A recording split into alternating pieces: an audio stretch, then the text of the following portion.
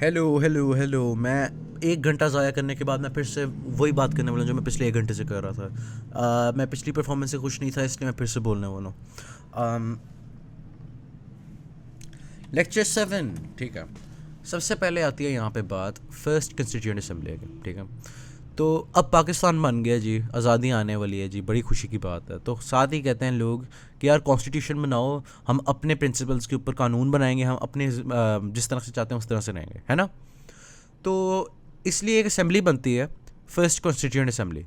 अभी transfer of power भी नहीं हुआ, अभी 14 अगस्त नहीं हुई, अभी तक आज़ाद जो हम जिसको कहते हैं वो नहीं हुए, अभी तक इंडिया से सेपरेशन नहीं हुई, ठीक है।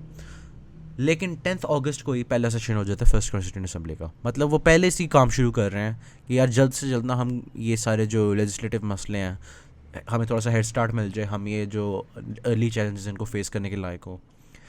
तो इस कॉन्स्टिट्यूंट असेंबली के अंदर जो प्रेसिडेंट बनाया जाता है ना, वो बनाया जाता है मोहम्मद अली जिन्ना को। ऑब्वियसली यार उसने इतने काम किए हैं तो यही बनेगा, और कौन बनेगा, ठीक है। ये कहते हैं लोग और सारे वोट उसको दे देते हैं। तो इस तरह से शुरू होती है फर्स्ट कॉन्स्टिट्यूंट असेंबली। अब हम थोड़ा आगे चलते हैं। अब इसका गोल ये था कि ये कॉन्स्टिट्यूशन पे काम करें, है ना। तो जो उस वक्त का प्राइम मिनिस्टर था ना, लियाकत अली ख़ान, उसने ये कहा कि जो हमारे जो मुल्क है ना, उसके अंदर जो सॉवरेंटी है, हाकमियत है, डिसीजन को रियलिटी में लाने की ताकत है, ये जो सारी चीज़ें हैं, ये सिर्फ़ और सिर्फ अल्लाह की, ठीक है। और जो भी बंदा कोई लोगों का रिप्रेजेंटेटिव इन पावर्स को इस्तेमाल करता है ना इस मुल्क के अंदर, वो अपनी औकात में रहे बेसिकली, ठीक है। तो ये जो था ना, ये ऑब्जेक्टिव रेजोल्यूशन था। आप आज भी कॉन्स्टिट्यूशन पढ़ सकते हो, उसके अंदर आपको एग्जैक्ट वर्डिंग मिल जाएगी। इनफैक्ट मैं निकाल भी देता हूँ, ये लो, कहाँ पे, कॉन्स्टिट्यूशन ऑफ पाकिस्तान, ये शुरू में जो लिखा होता है छोटा सा, कहाँ पे गया, ये रहा प्रियम्बल। हाँ, ये है objective resolution. Where sovereignty over the entire universe belongs to Allah almighty alone and the authority to be exercised by the people of Pakistan with the limits prescribed by him is a sacred trust, ठीक है। तो अल्लाह ताला ने आपको trust दिया हुआ है, ये आप उसकी ताकत इस्तेमाल कर रहे हो तो इंसान के पुत्र बन के रहो। And wherever it is the will of people of Pakistan to establish an order wherein the state shall exercise power and authority. इतनी लंबी बात का मकसद यही है कि देखो हम मजहबी हैं, ठीक है। इन लफ्ज़ों का कोई मतलब नहीं है, आपको पता ही है, ठीक है। बस यही है कि हाँ हाँ इस्लाम, हम अपने इस्लामी मकासद से दूर नहीं हटे, ठीक है। तो मकासद, ऑब्जेक्टिव्स, ठीक है। ये प्रेजेंट होती है March 7 के अंदर और अप्रूव हो जाती है March 12 में, ठीक है। तो जिस दिन ये अप्रूव होती है ना ऑब्जेक्टिव रेजोल्यूशन, तो साथ ही एक कमेटी बनाई जाती है जिसको कहा जाता है बेसिक प्रिंसिपल्स कमेटी, ठीक है। इसका मकसद ये होता है कि जो ऑब्जेक्टिव रेजोल्यूशन के अंदर बातें की गई हैं ना, इनकी बेसिस के ऊपर कॉन्स्टिट्यूशन बनाई जाए। मतलब जो सारे बैठे थे वो कहते यार क्या बात कर दी, आप तो शायर निकले हैं भैया, उफ़ उफ़ इस्लाम उफ़, ठीक है। तो उन्होंने कहा यार ये प्रिंसिपल्स बड़े अच्छे हैं, इनकी बेसिस के ऊपर ही कॉन्स्टिट्यूशन बनाई जाए। तो इसके ऊपर काम करने के लिए ना एक बेसिक प्रिंसिपल्स कमेटी बनाई जाती है जिसको बीपीसी कहा गया, ठीक है। अब काम होता जाता है, फास्ट फॉरवर्ड करते हैं 1954 में आ गए हम, ठीक है। 49 से सीधा 54 में, 5 सालों का टाइम स्किप। क्या हुआ, कॉन्स्टिट्यूशन की फाइनल ड्राफ्ट तैयार हो गई है, ठीक है। लेकिन आपको पता है कि पहली कॉन्स्टिट्यूशन ऑफ पाकिस्तान 1956 में इम्प्लीमेंट हुई थी। तो एक मसला आने वाला है यहाँ पर। मसला ये आने वाला है कि जो कॉन्स्टिट्यूंट असेंबली है ना वो डिसॉल्व हो जाती है। अब ये कैसे होगा, थोड़ी सी पहले वापस जाते हैं, बैकग्राउंड में आ जाते हैं वापस। पाकिस्तान की जब आप पहली कॉन्स्टिट्यूशन बना रहे थे तो अनाउंस पहले ही हो गया था कि यार हम ना जो नेशनल लैंग्वेज बनाने वाले हैं ना वो होगी उर्दू, ठीक है। तो इसके ऊपर ना ढाका के अंदर ना स्टूडेंट प्रोटेस्ट बड़े हुए थे, राइट्स हुई थी, जिनको लैंग्वेज राइट्स भी कहा गया। और उसी वक्त साथ कुछ एंटी कादियानी प्रोटेस्ट भी चल रहे थे, पॉलिटिकल इंस्टेबिलिटी किसी हद तक। आपको अच्छा, जो गवर्नर जनरल था ना उस वक्त का, ग़ुलाम मोहम्मद, उसने रिप्लेस कर दिया था जो उस वक्त का प्राइम मिनिस्टर था नाज़मुद्दीन बोगरा के साथ उसको, ठीक है। मतलब वो कह रहा था कि जो मसले हैं ना पाकिस्तान के, वो ये प्राइम मिनिस्टर सॉल्व नहीं कर सकता, तो उसने नाज़मुद्दीन को रिप्लेस कर दिया बोगरा के साथ, ठीक है। और ये उसकी ताकत के अंदर था। पाकिस्तान जब नया नया बना था ना, उसके अंदर सिर्फ और सिर्फ वही government of India act of 1935 और इंडिपेंडेंस एक्ट ऑफ 1947 चल रहे थे। कोई उन्होंने अपना कानून नहीं भी बनाया था, वो इसलिए तो कॉन्स्टिट्यूशन के पीछे लगे हुए थे। तो ये जो था मनूवर कि गवर्नर जनरल एक प्राइम मिनिस्टर को उतार दे और एक अगला अपॉइंट कर दे, ये बेसिकली था लीगल, ठीक है। ये government of India act governor general को ताकत दे रहा था कि ऐसा कर सके। तो ग़ुलाम मोहम्मद ने ये कहा था कि यार ये जो मसले चल रहे हैं ना पाकिस्तान के अंदर, लैंग्वेज राइट्स के, ये जो लाहौर के अंदर कादियानियों के ख़िलाफ़ प्रोटेस्ट हो रहे हैं, ये जो इतने मसले चल रहे हैं, इनको ये सॉल्व नहीं कर सकता, तो इसलिए मैं बंदा चेंज कर रहा हूँ, ठीक है। अब जब ये हुआ ना, तो जो कॉन्स्टिट्यूंट असम्बली थी उसने कहा यार ये क्या बंदा है, आराम से प्राइम मिनिस्टर उतार दिए। प्राइम मिनिस्टर होता है लोगों के मतलब जो उन्होंने वोट किया है वगैरह, जो सारी प्रोसीजर होता है, खैर उस वक्त तो वोट नहीं हुआ था। तो उन्होंने कहा कि यार ये जो गवर्नर जनरल है ना, इसकी ताकतें थोड़ी कम की जाए। तो इसके ऊपर ना ग़ुलाम मोहम्मद ने ना असेंबली पूरी डिज़ोल्व कर दी। उन्होंने कहा ठीक है भाई। तो ये 1954 में ना फर्स्ट कॉन्स्टिट्यूंट असेंबली डिज़ोल्व हो गई थी, मतलब जिस साल वो फाइनल ड्राफ्ट बनी थी, साथ ही उसको डिज़ोल्व भी कर दिया था। अभी तक इम्प्लीमेंट नहीं हुई कॉन्स्टिट्यूशन, बस ड्राफ्ट पड़ी हुई है। तो इस तरह से पहली कॉन्स्टिट्यूंट असेंबली डिज़ोल्व हो गई। अब जब ये ग़ुलाम मोहम्मद ने किया तो उस वक्त ना एक बंदा था तमीज़ुद्दीन ख़ान। अच्छा, ये थोड़ी सी क्लैरिफिकेशन की बात है, पहले मैंने नाज़िमुद्दीन बोला है, वो प्राइम मिनिस्टर था। ये जो तमीज़ुद्दीन है कम्प्लीटली डिफरेंट बंदा है, ठीक है। बस ये दोनों उद्दीन है, साथ साथ बता रहा हूँ तो कंफ्यूज हो सकते हो। प्राइम मिनिस्टर था नाज़िमुद्दीन जिसको उतार दिया और बोगरा लग गया। अच्छा हाँ, ये भी है कि जब नेशनल असेंबली डिज़ोल्व की था ना, तो बोगरा को ही उसने कहा था कि आप ही लग रहे हो प्राइम मिनिस्टर, लेकिन असेंबली कोई भी नहीं थी। तो सिस्टम इस तरह से चल रहा था। खैर, जो तमीज़ुद्दीन था, एमी कोई थर्ड पार्टी थी, ठीक है, एमी कोई पॉलिटिशियन था। उसने ना कहा कि ये गवर्नर जनरल के पास कोई राइट नहीं है कि वो इस तरह से डेमोक्रेटिकली इलेक्टेड लोगों को आराम से उतार दे, ठीक है। तो ये सिंध के चीफ़ कोर्ट में गया था, जो उस वक्त के हाई कोर्ट्स की तरह के थे बेसिकली, जैसे आज हाई कोर्ट होते हैं उस तरह से चीफ़ कोर्ट थे। तो सिंध का चीफ़ कोर्ट था ना, उधर जाके उसने अपील की और सिंध चीफ़ कोर्ट ने इसकी फेवर में डिसीजन दे दिया। अब जो स्टेट था, मतलब गवर्नर जनरल ही स्टेट था, और कौन था, तो हेड ऑफ़ स्टेट वही होता ना। तो उसने अपील की सुप्रीम कोर्ट से कि ये जो सिंध चीफ़ कोर्ट का डिसीजन है ये गलत है। तो सुप्रीम कोर्ट के अंदर उस वक्त जो चीफ़ जस्टिस बैठा हुआ था ना, चीफ जस्टिस मुनीर, उसने कहा था कि ये गवर्नर जनरल की ताकतों का हिस्सा है और ये स्पेशली इम्पॉर्टेंट है, ठीक है। उसने एग्री किया था कि ये जो मसले चल रहे हैं ना पाकिस्तान के अंदर, ये नाज़िमुद्दीन ही सॉल्व कर सकता, और अगर कर भी सकता होता ना तो ये आपस में काम नहीं कर सकेंगे, गवर्नर जनरल और प्राइम मिनिस्टर ये आपस में लड़ते रहेंगे। तो बेहतर है कि इन सूरत हाल को देख के महसूस होता है कि नेसेसरी है कि इसको ये इजाज़त दी जाए। तो ये बात आ जाए डॉक्ट्रिन ऑफ नेसेसिटी की। तो इसको कहा जाता है कि इसने इन्वोक किया जी डॉक्ट्रिन ऑफ नेसेसिटी, कि बहुत ज़रूरी है ये करना, मतलब बकाया सारी चीज़ें छोड़ दो। बस ये छोटा सा मजाक है, उन्होंने कोर्स आउटलाइन में अलहदा करके लिखा हुआ है, तो ये नाम याद रख लो कि डॉक्ट्रिन ऑफ नेसेसिटी भी कुछ होता है। खैर, इस केस के अंदर रूलिंग तो सुप्रीम कोर्ट ने जो जस्टिस मुनीर था दी थी फेवर में उसकी, ग़ुलाम मोहम्मद की, लेकिन उसने एक एक्स्ट्रा बात भी की थी। ये कहा था कि जल्द से जल्द ना सेकंड कंस्टिट्यूएंट असेंबली सेटअप की जाए।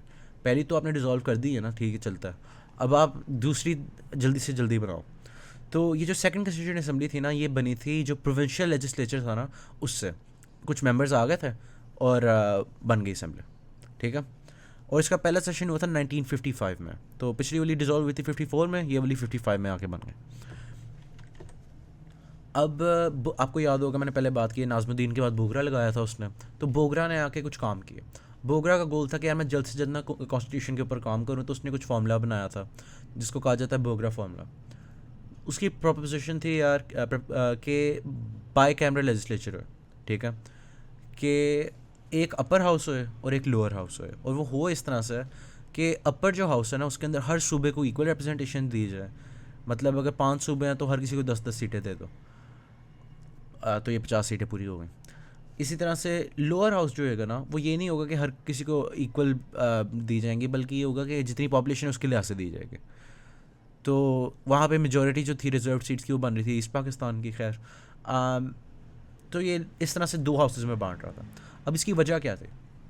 इसकी वजह ये थी कि उस वक्त ना काफ़ी ज़्यादा टेरिटरीज थी जो उन्होंने रिसेंटली, मतलब आपको पता ही है बलूचिस्तान पहले पाकिस्तान का हिस्सा नहीं था, उन्होंने 1948 में जाके कब्ज़ा किया, जो भी है। तो जब आप इस तरह से हर प्रोविंस के ऊपर आपसे थोड़ा बहुत नाखुश है, ठीक है। ईस्ट पाकिस्तान के अंदर वो चल रहे थे लैंग्वेज राइट्स वगैरह। तो जब ये मसले चल रहे थे ना, तो उनकी कोशिश थी कि हर प्रोविंस ना आपस में खुश रहे कि यार मुझे पॉलिटिकल रिप्रेजेंटेशन मिल रही है फेडरेशन के अंदर, स्टेट के अंदर मुझे रिप्रेजेंटेशन मिल रही है, मेरे पास ताकत है। तो इस तरह से उनको चुप करा रहे थे। तो इक्वल रिप्रेजेंटेशन देने का ये बेसिक मकसद था। और ये जो पॉपुलेशन वाला था, ये भी ये मकसद था कि जो दूसरी डिमांड है कि यार हमारी पॉपुलेशन ज़्यादा है तो हमें क्यों नहीं दिया जा रहा। तो इस तरह से उसका जो फॉर्मूला था, उसका मकसद ये था कि ये दोनों डिमांड्स पूरी हो जाएं। इसी तरह से इसकी कोर प्रोपोजिशन थी कि जो प्रेसिडेंट है ना, अगर वो ईस्ट पाकिस्तान से है, तो जो प्राइम मिनिस्टर है ना वो वेस्ट पाकिस्तान का बना दो, और वाइस वर्सा, ठीक है। मतलब ये ना हो कि कोई एक विंग महसूस करे कि यार दूसरे वाले को ज़्यादा ताकत दी जा रही है। मतलब अगर यहाँ वेस्ट पाकिस्तान से कोई बंदा प्राइम मिनिस्टर बनता है तो ईस्ट पाकिस्तान से प्रेसिडेंट, बस यही है। तो ये बोगरा फार्मूला था, ये 1953 में इसने पेश किया था, और काफ़ी ज़्यादा उस वक्त लोगों ने कहा था हाँ ये अच्छी बात है यार, आप इस तरह से मसले सॉल्व कर रहे हो, ठीक है। अब आगे आ जाती है 1 यूनिट स्कीम। 1 यूनिट स्कीम जो थी वो भी बोगरा की थी। उसने प्रपोज़ की थी 1954 में, और ये एक्सेप्ट हो गई थी 1955 में। बेसिकली इसका प्रपोज़ल ये था कि जो वेस्ट पाकिस्तान के अंदर जो सारे सूबे आते हैं ना, और जो अभी सूबे नहीं भी है लेकिन उसकी जैसी जो चीज़ है, जैसे बलोचिस्तान और नॉर्थ वेस्टर्न फ्रंटियर प्रोविंस, इन चीज़ों को ना मिला के ना एक यूनिट बना दिया जाए। तो खाली पाकिस्तान के अंदर 2 सूबे रहेंगे, एक होगा ईस्ट पाकिस्तान, एक होगा वेस्ट पाकिस्तान। तो वैसे नहीं, ईस्ट पाकिस्तान और 1 यूनिट, ये उनके नाम थे। तो Punjab, Sindh, north western frontier province और बलूचिस्तान, इन चारों को मिला दिया और एक यूनिट बना दिया। इस प्लान को अप्रूव कर दिया गया 1955 में, लेकिन इसकी ना रिसेप्शन इतनी अच्छी नहीं थी, वो बाद में जाकर डिटेल में बात करूँगा। लेकिन ये 1 यूनिट स्कीम थी बोगरा की। तो बोगरा ने आके ताकत में जब आया तो उसने क्या काम किया, प्राइम मिनिस्टर जब बन गया था, सबसे पहले बोगरा फार्मूला 53 में और 54 में पेश किया था 1 यूनिट स्कीम, जो 55 में अप्रूव होगी। अब उसके इन सब की मेहनतों के बाद जाके एक कॉन्स्टिट्यूशन बनी गई, ठीक है। 23 मार्च को जाके ये पेश होती है, अप्रूव होकर सारा कुछ होता है, ठीक है, और इम्प्लीमेंट हो जाती है। तो इसकी कुछ जो फीचर्स हैं, सबसे पहले ये है कि एक रिटन कॉन्स्टिट्यूशन थी। इसके अंदर 234 आर्टिकल्स थे, 13 सेक्शंस थे, 6 स्केड्यूल्स थे, और साथ एक फेडरल सिस्टम था। अब काफ़ी लोग फेडरल सिस्टम वगैरह को नहीं समझते, तो उसके बारे में से ये ब्रीफली बताऊँगा कि एक गवर्नमेंट होती है सूबाई और एक होती है फेडरल, ठीक है, वफाकी जिसको कहते हैं उर्दू में। तो आप एक कंट्री हो, ठीक है, इसका मतलब क्या है, ये एक डब्बा फर्स्ट करो, एक कंट्री है, इसके अंदर एक ये प्रोविंस है, एक ये प्रोविंस, इस तरह से 4 प्रोविंसेस हैं, ठीक है। एक सेंट्रल रूलिंग अथॉरिटी होएगी जिसके अंदर लोग कुछ इससे होंगे, कुछ इससे होंगे, कुछ इससे होंगे, और ये इस तरह से सारे लोग रिप्रेजेंटेड होंगे। और ये जो सेंट्रल रूलिंग अथॉरिटी होगी ना, इन सब की जो कलेक्टिव बेनिफिट है ना उनके ऊपर काम करेंगे। मतलब यहाँ पे जो साइड पे है इंडिया जैसे है फॉर एग्जांपल, उसकी थ्रेट से बचाने के लिए जो म्यूचुअल इंटरेस्ट है ये उनके काम करेंगे, ठीक है। तो ये होगी आपकी फेडरेशन। और इसी तरह से ना ये जो हर प्रोविंस है इसकी अपनी गवर्नमेंट होगी, प्रोविंशियल गवर्नमेंट। अब इसकी क्या वजह है, अब फ़र्ज़ करो आप ये वाला सूबा हो, ठीक है, अपर लेफ्ट वाला, बकाया सारे आपसे डिसएग्री करते हैं किसी बात पर कि यार ये लीगल होना चाहिए, तो आप अपने वाले में लीगल, आप अपने वाले में इलीगल रख लो, उनके वाले में लीगल रहे। ऐसा भी तो हो सकता ना। तो इसीलिए प्रोविंशियल गवर्नमेंट्स बनाई जाती हैं कि मतलब माइनॉरिटी जो प्रोविंस है उसके ऊपर बकाया सब की विल इम्पोज ना हो, ठीक है। वो ये ना फील करे कि मैं पॉलिटिकली रिप्रेजेंटेड नहीं हूँ वगैरह। उनके पास अपने ऊपर सेल्फ रूल की पावर हो, ठीक है। वो ये ना फील करे कि स्टेट जो है हमारे ऊपर टेरनी कर रहा है, ठीक है। तो ये होगी फेडरेशन।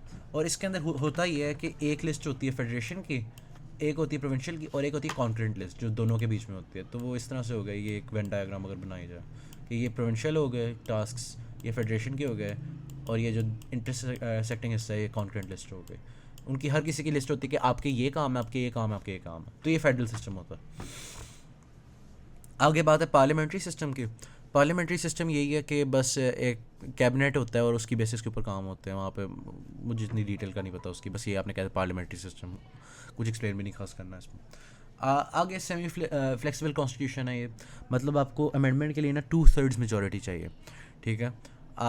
इतना मतलब आसान भी नहीं है कि आराम से आप कॉन्स्टिट्यूशन चेंज कर लो, और इम्पॉसिबल भी नहीं है कि बहुत ही मुश्किल है जी। तो इसको सेमी रिजिड या सेमी फ्लेक्सिबल कॉन्स्टिट्यूशन कहा जाता है। अच्छा, पाकिस्तान की जो तमाम कॉन्स्टिट्यूशन है वो सारी जो थी सेमी फ्लेक्सिबल ही थी, तो ये अगली वाली में भी कॉमन होगा, तो ये याद ही रख लो। इसी तरह से फंडामेंटल राइट्स हर किसी को दिए जाएंगे, ये भी कॉमन बात है, हर किसी में ही आएंगे। और ये इंडिपेंडेंट जुडिशरी जो है ये भी हर किसी में है कि अदलिया को आज़ादी होगी, कोई प्रेशर नहीं होएगा, वो सिक्योर होंगे। और ये था कि जो बोगरा का फॉर्मूला था उसको कम्प्लीटली इग्नोर किया गया और यूनिकैमरल लेजिस्लेचर लगा दिया गया, ठीक है, एक ही हाउस था। उसके अलावा ऑब्जेक्टिव रेजोल्यूशन जो था उसको प्रीएम्बल का हिस्सा बना दिया गया। उसके अलावा उर्दू और बंगाली जो है उनको नेशनल लैंग्वेजेस डिक्लेयर कर दिया गया। तो मतलब जो मसले चल रहे थे लैंग्वेज राइट्स के, आपको याद होगा मैंने अभी पहले बात की थी कि उर्दू को जब नेशनल लैंग्वेज डिक्लेयर किया गया था कॉन्स्टिट्यूशन के बनने से पहले, तो राइट शुरू हो गई थी, बड़ा प्रोटेस्ट हुआ था। तो इसलिए उन्होंने उन दोनों साइड्स को खुश रखने के लिए ना दोनों ही बना दी थी कि दोनों ही नेशनल लैंग्वेज है, ठीक है। और कुछ इमरजेंसी पावर्स दी गई थी प्रेसिडेंट को कि वो ऑर्डिनेंस पास कर सकता है, वो डिसॉल्व कर सकता है वो क्या नाम है, नेशनल असम्बली को और सेनेट वगैरह को, और प्राइम मिनिस्टर को उतार सकता है, इस तरह की कुछ ताकतें थी आई थिंक। खैर मेजर यही है कि ऑर्डिनेंस बना सकता है, 6 महीने तक कानून रहता है, अगर वो बाद में अप्रूव नहीं होता तो वो कानून ख़त्म हो जाता है। बस प्रेसिडेंट यूनिलैटरली वो कर सकते हैं इमरजेंसी सिचुएशंस के लिए। कुछ सिक्योरिटी वगैरह के लिए मेजर्स हैं कि उसको एक्स्ट्रा ताकतें दी जाती हैं अगर कोई वॉर चल रही हो वगैरह, जो जिसके लिए जल्दी से आपको डिसीजन मेकिंग करनी हो, आप पूरा वो इजलास नहीं कर सकते नेशनल असम्बली वगैरह का। तो ये कॉन्स्टिट्यूशन 1956 की कुछ मेजर फीचर्स हैं। अब आगे बात आती है इस्लामिक प्रोविजंस के। तो कोर्स आउटलाइन में भी इसके अंदर अलहदा हेडिंग दी हुई है, तो हो सकता है ये सवाल आ जाए, अलहदा नहीं भी हो सकता है दोनों मिल के आ जाए, कोई नहीं पता। तो इसके अंदर बस यही कुछ पॉइंट्स हैं कि ऑब्जेक्टिव रेजोल्यूशन को प्रीएम्बल में एक डाला गया, ठीक है, तो ये इस्लामी टच दे दिया आपने कि देखो हम इस्लामी मुल्क हैं। उसके अलावा इस्लाम को स्टेट रिलीजन डिक्लेयर कर दिया गया, ठीक है, कि हमारे स्टेट का मज़हब ये ऑफिशियल रिलीजन है। और ये बात थी कि कोई भी कानून ऐसा नहीं पास हो सकता जो कुरान और सुन्नत के ख़िलाफ़ हो। और कंट्री का जो नाम था पूरा वो रख दिया गया इस्लामिक रिपब्लिक ऑफ पाकिस्तान। और ये था कि प्रेसिडेंट सिर्फ मुसलमान हो सकता है। उसके अलावा ये था कि जी दूसरी मुस्लिम कंट्रीज़ उनके साथ हम दोस्ती रखेंगे। और आखिरी बात है कि जो ज़कात और वक्फ़ वगैरह जो चीज़ें हैं उनके लिए प्रोविजंस होंगी, उनके लिए मतलब इंश्योर किया जाएगा कि आप लोगों को अपने असूलों के लिहाज से जी सको और आप ये काम कर सको। मतलब ज़कात वगैरह का सिस्टम आपके लिए बनाया जाएगा, कलेक्शन वगैरह करने में मदद दी जाएगी। तो इस तरह से ये इस्लामिक प्रोविजंस थे, ठीक है। तो कॉन्स्टिट्यूशन 1956 के बारे में आपको बस यही पता होना चाहिए आई थिंक। खैर नहीं, अभी आगे जाके एप्लीकेशन आने वाली वो भी पता होनी चाहिए। वो लेक्चर एड करता, तो शुरू करता हूँ। तो 1956 की कॉन्स्टिट्यूशन अब पास हो गई है। अब पहले जो गुलाम मोहम्मद था उसकी जगह वो बीमार हो गया जी, उसके बाद इस्कंदर मिर्ज़ा आता है, वो गवर्नर जनरल बन जाता है। तो अब जो कॉन्स्टिट्यूशन पास होती है तो वो गवर्नर जनरल से प्रमोट हो जाता है प्रेसिडेंट पे, क्योंकि गवर्नर जनरल का ओहदा ही ख़त्म हो जाता है, अब है ही खाली प्रेसिडेंट। तो बेसिकली एक ही बात होती थी, जो उस वक्त गवर्नर जनरल था वो बेसिकली प्रेसिडेंट की तरह ही था, वो भी एक फिगर हेड था, वो भी बस एक हेड ऑफ स्टेट था, तो हेड ऑफ गवर्नमेंट ने। तो इस तरह से ये जो इस्कंदर मिर्ज़ा था पाकिस्तान का पहला प्रेसिडेंट बन जाता। तो अब कॉन्स्टिट्यूशन बन गई है ना, तो साथ ही लोग हो गए शुरू के यार इलेक्शन कब होएंगे। तो अच्छा, हमारी मैम ने वर्बली ये बताया था, मुझे नहीं, उन्होंने मेरा ख्याल बोर्ड पे नहीं लिखा था ये, तो हो सकता है ये चीज़ ना भी लिखो तो सही है, लेकिन मैं बता देता हूँ फिर भी वर्बली कि ये जो इस्कंदर मिर्ज़ा था ना, ये भी इलेक्शंस के अंदर हिस्सा ले रहा था रिपब्लिकन पार्टी की साइड से। और जो रिपब्लिकन पार्टी थी ना, आपको पता ही है, अगर कैंपेन्स चल रही हो आप देखते हो टर्न आउट कि इलेक्शन कैंपेन जो चल रही है उसके अंदर नून लीग के कितने लोग आने, पीटी के कितने लोग आने, आपको देख के पता चल जाता है कि यार कम से कम जमात इस्लामी नहीं जीतने वाली, ठीक है। तो ये वही वाला साफ था कि इस्कंदर मिर्ज़ा को पता चल गया था कि उसकी पार्टी ने नहीं जीतना। तो ये कहा जाता है कि उसने फिर कोशिश की थी कि इलेक्शंस को डिले किया जाए। तो उसके लिए एक अच्छा जवाब भी था कि उस वक्त पाकिस्तान काफ़ी चैलेंजेस को फेस कर रहा था, जैसे कि 1 यूनिट स्कीम का बैकलैश मैंने पहले भी जिक्र किया। तो 1 यूनिट स्कीम जो थी वो जब सारों को जोड़ने की कोशिश की थी इन डाइवर्स एथनिक ग्रुप्स को, उन्होंने महसूस ये किया था कि हम रिप्रेजेंटेड नहीं है। स्पेशली अगर आप बलूचिस्तान की एग्जांपल लो तो उसकी जो हिस्ट्री ऑफ इंसर्जेंसीज है उसके अंदर ज़्यादातर ये साइड किया जाता है कि 1 यूनिट स्कीम वगैरह की वजह से भी ये हुआ था वगैरह, आप खोल के देख सकते हो। तो 1 यूनिट स्कीम जो थी ना, वो प्रोविंसेस जो थे ना पुराने वाले, पंजाब और सिंध वगैरह, उन सबको ना कह रहे थे कि एक ही आएंगे, जबकि असल में वो उनकी डिमांड्स एक नहीं थी, ठीक है। उनकी अलग अलग चीज़ें थी, वो सेल्फ रूल चाहते थे अपने लोकल एरियाज़ में। तो वो कहते थे यार ये 1 यूनिट वाला इन्होंने बड़ा बुरा काम किया, पहले सही था कि पहले हम अपने आप को सेल्फ रूल कर सकते हैं, अब पंजाबी डोमिनेंस आ गई, अब ये हो गया वो हो गया। तो किसी हद तक थी भी। उसके अलावा उस वक्त कुछ छोटे मोटे वाटर डिस्प्यूट्स चल रहे थे, और एक जो मेजर पॉइंट है यहाँ पे पॉलिटिकल इंस्टेबिलिटी का, मतलब 1956 से 58 के दरमियान में 4 प्राइम मिनिस्टर चेंज हुए थे। तो आप खुद ही इमेजिन कर सकते हो कितनी इंस्टेबिलिटी थी। तो इस तरह से बड़े मसले चल रहे थे 1956 कॉन्स्टिट्यूशन के बाद, इलेक्शन भी नहीं हो रहे थे और ये इस तरह से काम हो रहा था। तो इसके ऊपर ना जो उस वक्त का प्रेसिडेंट था सिकंदर मिर्ज़ा, उसने ना मिलिट्री की हेल्प लेने की कोशिश की। तो वो कामयाब ही हो गया, फिर ज़्यादा ही कामयाब हो गया कि उसने 7 अक्टूबर 1958 में पहला पाकिस्तान का जो मार्शल लॉ था उसने डिक्लेयर कर दिया, और उसने साथ ही कॉन्स्टिट्यूशन को एब्रोगेट कर दिया। अच्छा अगर आपको सवाल आता है कि एब्रोगेशन ऑफ कॉन्स्टिट्यूशन 1956, इसके ऊपर इस तरह से सवाल आता है, तो ये जो सारा पहले हिस्सा था ना, उसकी बैकग्राउंड कह लो कि क्यों हुआ था वगैरह, क्या किस तरह से वो सिकंदर मिर्ज़ा ने पावर ली थी और मार्शल लॉ डिक्लेयर किया था। अब आगे आ जाते हैं उसने क्या वजह बताई थी कि हम कॉन्स्टिट्यूशन को क्यों ख़त्म कर रहे हैं। कॉन्स्टिट्यूशन को के ख़िलाफ़ उसके जाने की ये वजह थी, उसने जो एडवोकेट किया था कि अब नल एंड वॉइड है, कॉन्स्टिट्यूशन हमारे कोई मतलब नहीं रखती। ये था कि वो कहता था कि अनवर्केबल है, ठीक है। वो कहता था कि इसके अंदर कुछ ऐसे कंसेशंस हैं जो मतलब होने नहीं चाहिए। उसने स्पेसिफाई नहीं किया, मुझे नहीं पता क्या, लेकिन उसने ये 2 पॉइंट्स बोला था कि अनवर्केबल उसने डिस्क्राइब किया था इसको, कहा था कि अनरीजनेबल कंसेशंस इस तरह से था, अनएक्सेप्टेबल कंसेशंस। तो सिकंदर मिर्ज़ा ने इस तरह से ना 1958 7 अक्टूबर को कॉन्स्टिट्यूशन ऑफ पाकिस्तान जो पहली थी वो एब्रोगेट कर दी। तो जो इतनी मेहनत से बनी थी वो चली खाली को मुश्किल से 2 साल, ठीक है। उसके अलावा उसने अपॉइंट कर दिया था अयूब खान को चीफ मार्शल लॉ एडमिनिस्ट्रेटर के अहदे पर, और अयूब खान ने आके फिर तमाम पॉलिटिकल पार्टीज़ को बैन कर दिया, ठीक है। अब इसकी वजह क्या थी, उन्होंने बताई कि मार्शल लॉ क्यों लगाया जा रहा है। मार्शल लॉ लगाने की वजह ये बताई गई थी कि ये जो सारे पॉलिटिशियंस हैं ना, ये अपने ही पावर स्ट्रगल में लगे हुए हैं, ये कोई आपका मफाद नहीं देखते, ये सिर्फ और सिर्फ ना अपना फ़ायदा देखते हैं, करप्ट हैं, कुछ भी नहीं कर रहे, मुल्क का मफाद नहीं देख रहे, या इस तरह से ना करते रहेंगे ना तो जो मुल्क के मसाइल हैं वो कभी सॉल्व नहीं होंगे। तो इसलिए मिलिट्री को आना था। तो ये उस वक्त नेशनल सिक्योरिटी थ्रेट्स भी थी, इकोनॉमिक क्राइसिस भी चल रहा था, और इलेक्शंस वगैरह भी डिले हुए हुए थे। तो काफ़ी हद तक उनकी बात बनती थी कि यार ये पॉलिटिशियन तो कुछ भी नहीं करने दे रहे, तो इसलिए हमें यहाँ पे आना है, तो हम जल्दी से इलेक्शंस भी करवा देंगे, हम बस इलेक्शन करा के चले जाएंगे। तो ये उनका जवाब था कि इसलिए मार्शल लॉ लग गया। अब मार्शल लॉ तो लग गया, पावर में आ गया, अभी तक गया नहीं है अयूब खान, तो उसके बारे में हम थोड़ी देर बाद में बात करेंगे। अब तो ये बहुत लंबा उसका एरर शुरू हो जाता है। अब इसी दौरान ना ये 7 अक्टूबर 1958 में हुआ था ना, तो इसी के मतलब बिल्कुल करीब करीब इन्हीं दिनों में ना कुछ मामले चल रहे थे। बलूचिस्तान के अंदर एक छोटे से हिस्से के अंदर ना एक आदमी रहता था 200, जिसने ना कत्ल कर दिया था किसी का। उधर का जो लोकल जिरगा था, वो जो लोकल उनके कोर्ट्स होते हैं, उसने वो वहाँ पे रूल चल रहा था FCR का भी फ्रंटियर क्राइम्स रेगुलेशन 1901, जो कि ब्रिटिश रूल के दौरान एक डॉक्यूमेंट थी, लीगल डॉक्यूमेंट जो इस्तेमाल किए जाते थे। लेकिन कॉन्स्टिट्यूशन ऑफ 1956 जब से आई थी ना, तब से दूसरे सूबों में हर जगह ख़त्म हो गए भी थे, खाली बलूचिस्तान के ये जिरगों वगैरह में चल रहे थे। उसकी क्या वजह थी, वही वजह थी जो मैंने पहले बात की है कि आपकी जो नेशनल इंटीग्रेशन है ना, वो मसले आ रहे थे।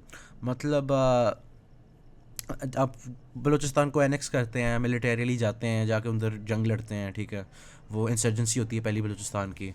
तो वो उनसे फड्डा नहीं करना चाह रहे बेसिकली, वो कहते हैं कि ठीक है आपको हम इतना देते हैं कि आप सेल्फ रूल कर सको, लेकिन आपको हमें टैक्सेस वगैरह देने पड़ेंगे, जो भी है, इस तरह से काम हो रहा है। तो FCR जो थी ना उधर अभी भी चल रही थी, जबकि बगाया पाकिस्तान के अंदर कॉन्स्टिट्यूशन 1956 थी पहले।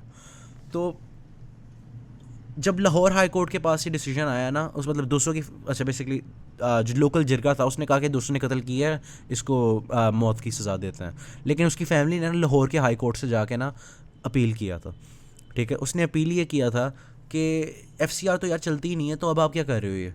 तो लाहौर हाई कोर्ट ने भी कहा हाँ हम तो सिर्फ कॉन्स्टिट्यूशन 1956 को ही जानते हैं, वो तो पुराने ब्लैक लॉस थे, हम नहीं मानते ब्रिटिश के काले कानून को, ठीक है। इस तरह से ये FCR जो थी, अब लाहौर का हाई कोर्ट का डिसीजन आ गया।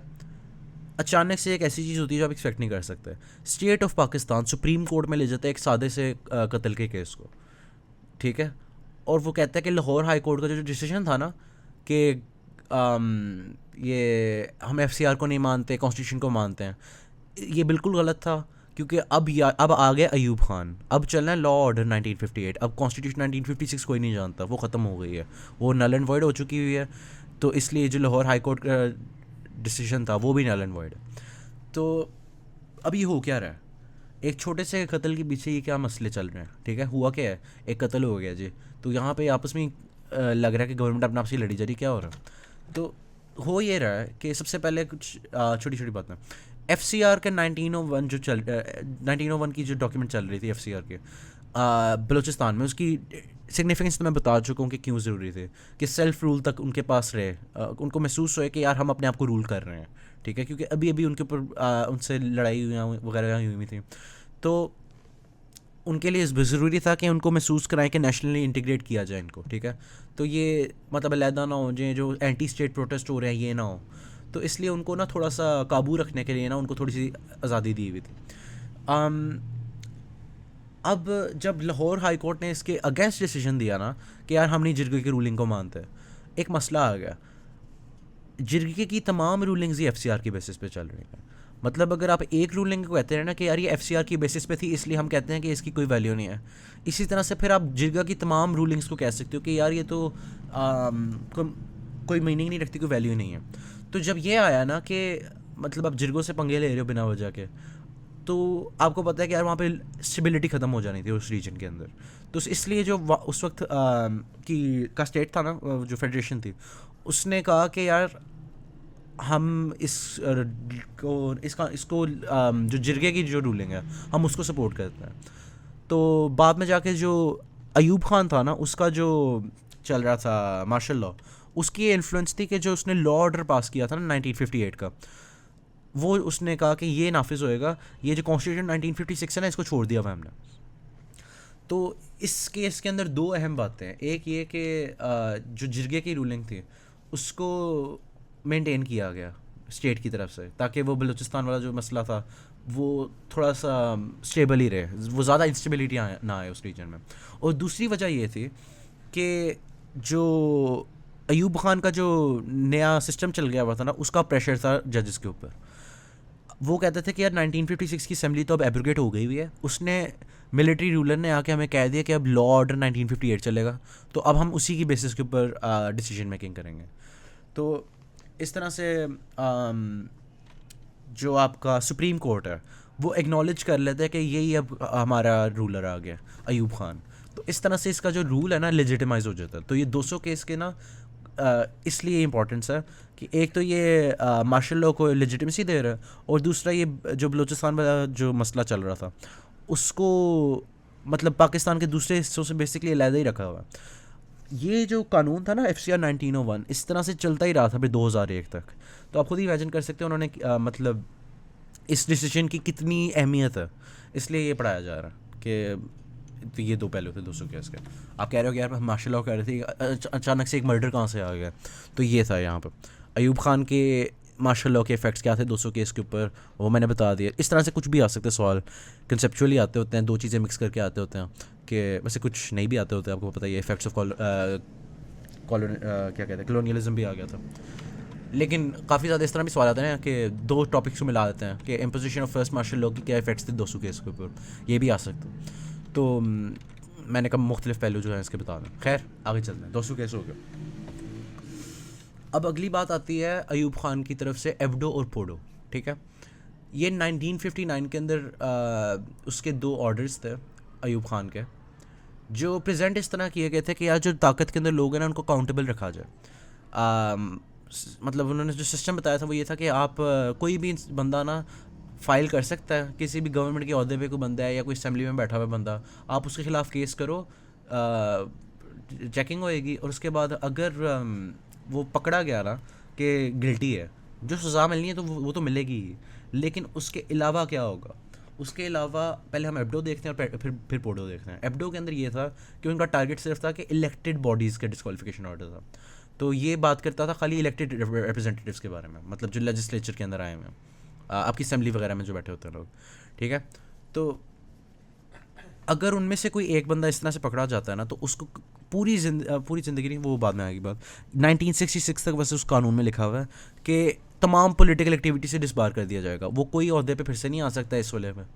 तो इसी तरह से जो था पोडो, पब्लिक ऑफिसर्स डिस्क्वालिफिकेशन ऑर्डर, उसका बस सिस्टम सारा वही था, बस टारगेट डिफरेंट था। टारगेट ये था कि पब्लिक ऑफिस के अंदर जो लोग हैं ना, वो मतलब जो वापडा वगैरह के हेड हैं वगैरह, इस तरह के लोग, अगर इस तरह के लोग करप्शन वगैरह के लिए पकड़े जाते हैं जो वजह है, तो उनको परमानेंटली डिसबार कर दिया जाएगा ऑफिस रखने से, मतलब वो कभी भी वो कोई गवर्नमेंट वाली जॉब इस तरह की नहीं ले सकते।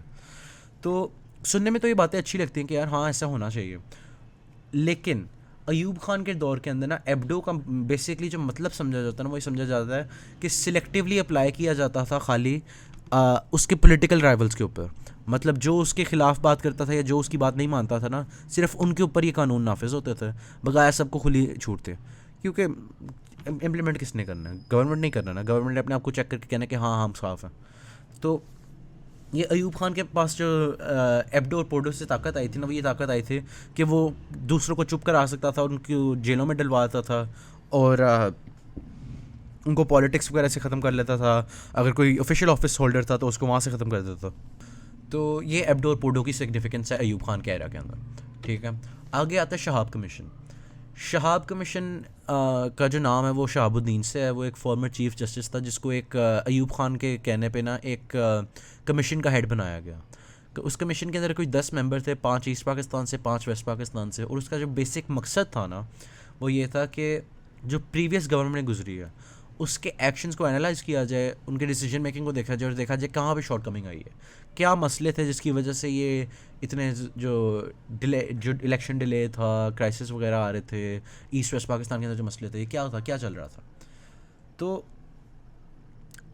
जो एंड पे कंक्लूजन आई थी ना इसकी तरफ से, शाह की तरफ से, वो ये थी कि पार्लियामेंट्री सिस्टम जो है ना वो पाकिस्तान के अंदर नहीं चलेगा, और उसकी वजह ये बताई गई थी कि पॉलिटिकल अवेयरनेस नहीं है यहाँ पे लोगों के पास। तो जो पार्लियामेंट्री सिस्टम होता है, कैबिनेट होता है जी, प्राइम मिनिस्टर का, वो ये होता है वगैरह, तो ये जो डिसेंट्रलाइज पावर होती है वगैरह, वो नहीं कह रहे थे कि यहाँ पे मैच होएगा। तो अयूब खान ने ना इसका फ़ायदा उठाया था और कहा था कि हाँ ठीक है, हमने बड़ी एकेडमिक रिसर्च वहाँ पे की है और हमें पता चला कि पार्लियामेंट्री सिस्टम यहाँ पे नहीं सही चलेगा, इसलिए हम प्रेसिडेंशियल सिस्टम चलाएंगे जिसके अंदर सेंट्रलाइजेशन ऑफ पावर होएगी, और सारी ताकत किसके पास होएगी? अयूब खान के पास होएगी। तो इस तरह से शहाब कमीशन ने ना उसकी ताकत को और बढ़ाया था।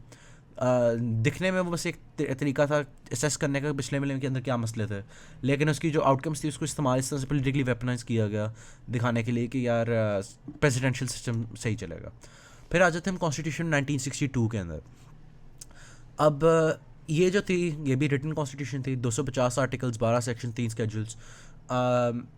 याद करने कर लो, पता नहीं आते हैं नहीं आते, मुझे नहीं पता। तकरीबन एक जैसी फिगर्स हैं, 200 की रेंजेस में हैं दोनों। खैर, प्रेसिडेंशियल सिस्टम जैसे हमने पहले बात की है, इसके अंदर वो होगा पार्लियामेंट्री सिस्टम की जगह, मतलब जैसे यूएस के अंदर है कि एक ही है जिसके पास एग्जीक्यूटिव पावर भी है, लेजिस्लेटिव वगैरह, इस तरह से काफ़ी सारी चीज़ें मिक्स हैं, उसके पास पावर ज़्यादा है। पोजीशन ऑफ प्रेसिडेंट जो है उसको मतलब बहुत ज़्यादा बढ़ा दिया गया, और प्राइम मिनिस्टर की पोजीशन जो थी वो ख़त्म हो गई है, कोई प्राइम मिनिस्टर नहीं होगा, खाली प्रेसिडेंट होगा, एक ही बंदा होगा हेड ऑफ स्टेट, और वही होगा हेड ऑफ गवर्नमेंट। ठीक है, तो फेडरल सिस्टम अभी भी था, लेकिन 1 यूनिट स्कीम चल रही थी, तो बेसिकली 2 प्रोविंसेस ही थे। उसके अलावा इंडिपेंडेंट जुडिशरी का सिस्टम था, वो तो आपको पता ही है कि बस कागजी बात तो होती है कि जुडिशरी के ऊपर कोई जोर नहीं होएगा, आज़ाद अदलिया वगैरह वाला। और ये वही वाली बात है आगे, सेमी रिजिड कॉन्स्टिट्यूशन की 2/3 मेजॉरिटी चाहिए अमेंडमेंट के लिए, और इसके अंदर भी सिंगल हाउस था, यूनिकैमरल लेजिस्लेचर था, और इसके अंदर भी उर्दू और बंगाली दोनों को ही नेशनल लैंग्वेज कहा गया था। अब एक छोटा सा जो चेंज था इसके अंदर, वो ये था कि पाकिस्तान का नाम इस्लामिक रिपब्लिक ऑफ पाकिस्तान से चेंज कर दिया गया था रिपब्लिक ऑफ पाकिस्तान में। लेकिन जब लोगों का रिएक्शन यहाँ पे स्ट्रॉन्ग आया था ना, तो उसने एक अमेंडमेंट के ज़रिए ना कॉन्स्टिट्यूशन के अंदर फिर से चेंज करके इस्लामिक रिपब्लिक ऑफ पाकिस्तान ही नाम रख दिया। तो शुरू के अंदर लेकिन जो 1962 की कॉन्स्टिट्यूशन थी ना, उसके अंदर खाली रिपब्लिक ऑफ पाकिस्तान का नाम था। उसके बाद वही फंडामेंटल राइट्स जो हर किसी को ग्रांट किए जाएंगे, ये भी हर किसी कॉन्स्टिट्यूशन के अंदर लिखा हुआ है। और जो एक यूनिक बात है इस कॉन्स्टिट्यूशन के बारे में, वो इनडायरेक्ट इलेक्शंस का सिस्टम की बात है। वो डिटेल में जाकर मैं अभी बाद में बात करूँगा, पहले बात करते हैं इस्लामिक प्रोविजंस के बारे में। तो इस कॉन्स्टिट्यूशन की इस्लामिक प्रोविजंस क्या थे? वही ऑब्जेक्टिव रेजोल्यूशन को प्रीएम्बल में डाल दिया, प्रेसिडेंट मुस्लिम होगा, कोई कानून कुरान और सुन्नत के ख़िलाफ़ नहीं होगा, और वही ज़कात, वक्फ और मस्जिद वाली बात, और वही पुरानी वाली बात कि अच्छे ताल्लुकात रखेंगे दूसरे मुस्लिम कंट्रीज़ के साथ। अब जो 2 डिफरेंट बातें हैं इसके अंदर, इस्लामिक आइडियोलॉजी काउंसिल और इस्लामिक रिसर्च इंस्टीट्यूट, वैसे रिसर्च इंस्टीट्यूट ना ही लिखो, खाली आइडियोलॉजी काउंसिल ही लिखो। बेसिकली ये जो इस्लामिक आइडियोलॉजी काउंसिल था ना, वो एक एडवाइजरी काउंसिल था प्रेसिडेंट के लिए, जो कि उसको बताता था कि इस्लाम के नज़रिए से ये कानून सही है, ये कानून गलत है, ये होना चाहिए, नहीं होना चाहिए। इसका सिर्फ यही काम था। तो ये इस्लामिक प्रोविजंस होंगे 1962 की कॉन्स्टिट्यूशन के। अच्छा, अब मैं जो पहले बात करता था इनडायरेक्ट इलेक्शंस की, अब उसके बारे में थोड़ा सा देखता हूँ। तो उसने एक चीज़ इंट्रोड्यूस की थी जिसको कहते हैं system of basic democracies, Ayub Khan ने अपनी कॉन्स्टिट्यूशन के अंदर। तो ये जो इनडायरेक्ट इलेक्शन का सिस्टम था ना, आप लेफ्ट साइड पे देख सकते हो कि इसने स्ट्रक्चर इस तरह से बना दिया था कि प्रोविंशियल डेवलपमेंट एडवाइजरी काउंसिल होएगा, उसके नीचे मुख्तलिफ होंगे डिविजनल एडवाइजरी काउंसिल्स, उसके अंदर फिर मुख्तलिफ हर एक डिविजनल एडवाइजरी काउंसिल के अंदर कई ज़्यादा ज़िले काउंसिल होंगे, मतलब मुख्तलिफ डिस्ट्रिक्ट्स के लिए, और हर डिस्ट्रिक्ट काउंसिल के अंदर काफ़ी ज़्यादा सब डिस्ट्रिक्ट काउंसिल्स होंगे, और हर सब डिस्ट्रिक्ट काउंसिल के अंदर काफ़ी ज़्यादा टाउन काउंसिल्स होंगे, मतलब यूनियन काउंसिल, या आप असली नाम देख सकते हो साइड पर। तो जो इनडायरेक्ट इलेक्शंस का सिस्टम था ना, वो ये था कि पॉपुलेशन जो है ना सिर्फ वोट करेगी लोकल इलेक्शंस के अंदर, ये जो यूनियन काउंसिल के जो इलेक्शंस होते हैं ना उनके अंदर सिर्फ। और ये जो यूनियन काउंसिल के जो नाजिम नायब नाजिम होंगे वो ऊपर जाएंगे, तहसील काउंसिल के अंदर लग जाएंगे, और वहाँ पे जो होंगे ऊपर जाते जाएंगे, ऊपर जाते जाएंगे, इस तरह से स्ट्रक्चर बनता जाएगा। और वो जो ये जो पूरी बॉडी बनती है ना, सिस्टम ऑफ बेसिक डेमोक्रेसीज कहते हैं, इसके अंदर 80,000 मेंबर होंगे और वो इलेक्ट करेंगे प्रेसिडेंट को, ठीक है। तो ये था सिस्टम ऑफ बेसिक डेमोक्रेसीज। अब इसके अंदर मसले क्या था? मसले ये थे कि भाई इसका तुक क्या बनता है, बंदा सीधा सीधा ये क्यों ना करे कि यार इस पार्टी को मैं वोट करूँ, इस कर रहा हूँ। ये क्या है कि आप बस एक लोकल बंदे को कर दिए, मेरे टाउन के अंदर फलाना बंदा है, मैंने अब ये यूनियन काउंसिल के अंदर लग गया, यही मेरा वोट है और कहीं नहीं जाएगा। आपका वोट डायरेक्टली ये नहीं बता रहा कि प्रेसिडेंट कौन बनेगा, बल्कि खाली ये बता रहा है कि आपके लोकल यूनियन काउंसिल के अंदर कौन मेंबर बनेगा, ठीक है। तो ये जो तमाम मेंबर्स हैं ना, यकीन किया जाता है कि अयूब खान के कंट्रोल के अंदर था, तो इसलिए उसके लिए बेसिकली गारंटी हो गया था कि सिस्टम ऑफ बेसिक डेमोक्रेसी जब तक चलता जाएगा ना, उसके पास ही ताकत रहेगी। तो ये समझा जाता है यहाँ पर। तो यहाँ पे अयूब खान की जो मेजर बातें हैं लेक्चर 7 के अंदर, जो कि कोर्स आउटलाइन में यहाँ पे लिखी हुई हैं, कहाँ पे गया,